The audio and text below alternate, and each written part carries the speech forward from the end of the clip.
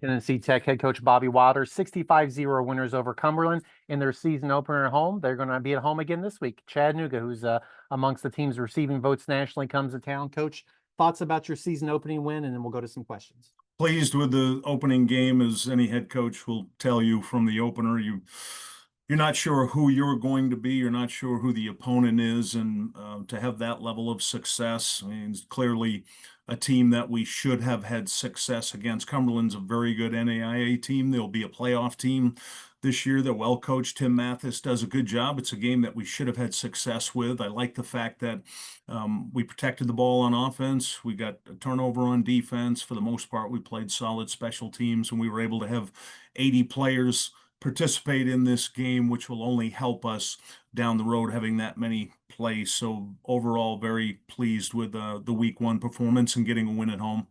I believe it was your halftime interview. You said there's always things you can fix or do better, though. So, what are some of the things you can do better going into this week against Chattanooga?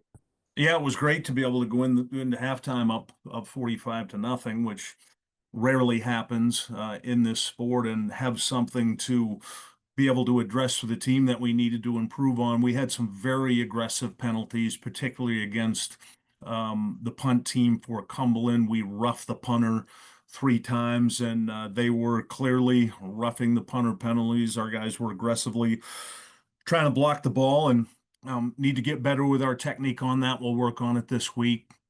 So being able to address those penalties, we only had one penalty called in the second half, and spoke with our league. It was a pass interference that shouldn't have been called. So I felt like we were much better in the second half with the penalties than we were in the first half. A lot of that was adrenaline, excitement. They were so excited to play, and something you need to do well, especially playing a good football team like Chattanooga. Will have to be much, much better with the penalties. Trey Holloway had a big special. He caught a touchdown, and then 2 minutes later, he had a big special teams play and a punt return for you that you must have been proud of. Yeah, very excited about that. That was the first punt return for a touchdown around here in a long time. We blocked a punt last year at Sanford and actually caught it in the air, so it counted as a return. But one coming off the punter foot down the field, the way it was blocked. Trey Holloway's one of our transfer players, wide receiver. It was very exciting to see him perform in this game. And overall on special teams, we were very good in this game. Last year we were number 3 in the nation overall on special teams. We feel like we've added some new pieces that can really help us in the area of special teams. Dom LeBlanc, our kicker, hit a 43-yarder with no time left in the first half. That was great to see. Spencer Ashby, our punter, didn't get to punt in this game, which was a little bit unusual. But overall, it was a very good effort from the special teams. We were fast and physical, and that was good to see. You talked about last week having a lot of new players. Earlier, you just talked about how many players played. Did you learn everything you wanted to know about the players you're coaching for the first time, or are there still things to learn about them, in practice and as we go? Yeah, that's a really good question, Kyle. I would say we certainly learned a lot about them. The biggest thing you're pleased with as a head coach is their attitude and their effort. I've been doing this for 34 years, and I can't remember having a game where 80 players got to participate, whether it was offense, defense, or special teams.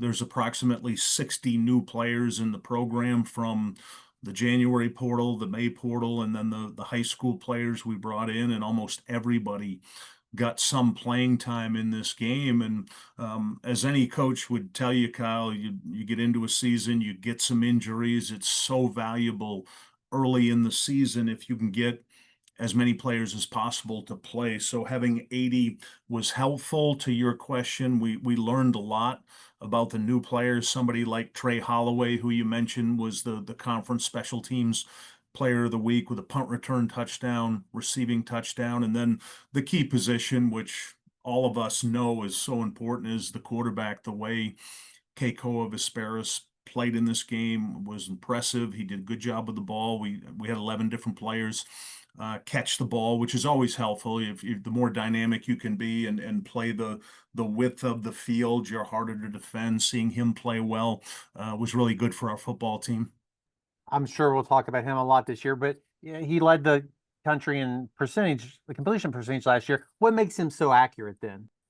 He's such a good decision maker. He's a really smart quarterback. He sees it before the play. And what I mean by that, there's a lot of quarterbacks that, boy, it's so impressive when they throw the ball and you watch them in practice and then they get in the game and they can't see it until the ball snapped. He's one of those rare quarterbacks that can see it before the ball snapped and look to read one and two. And if they rotate coverage or a blitz comes, he can get to three or four. And then he has the athleticism to lengthen plays. He can move in the pocket. He can step up. He can run outside. He made a number of plays Saturday that were either up in the pocket or outside the pocket. So he's really dynamic in that regard, and that helps him to get those additional completions where sometime a quarterback might have to throw the ball away two, three, four times a game. He routinely doesn't have to do that based on his Eastern Washington video from last year and first game this year because of his ability to see it and then his athleticism and ability to move up and outside the pocket when he needs to.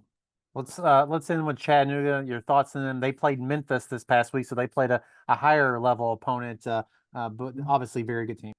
Yeah, I've so much respect for Rusty Wright. He's just a really good coach. They're so technically sound. They're one of those teams that they're going to do what they do. He's a defensive coach. He's got a system that he likes, a four down system that he runs with his different packages of coverage and blitz, and they're very sound in what they do. The same thing offensively. They're like us. They're breaking in a new quarterback and trying to get him adapt and as our experience here from last year when we opened with Middle in Georgia, it's so hard to break in a new quarterback when you got to play up for money, and that was a hard game for him that first week. Rusty does a good job. He's got good coaches. They're very good players. They're deserving to be receiving votes. They're like us last year. They missed the playoffs by one game. So traditionally, very good program. We're only separated by 97 miles, which is exciting, to be able to play a team like that.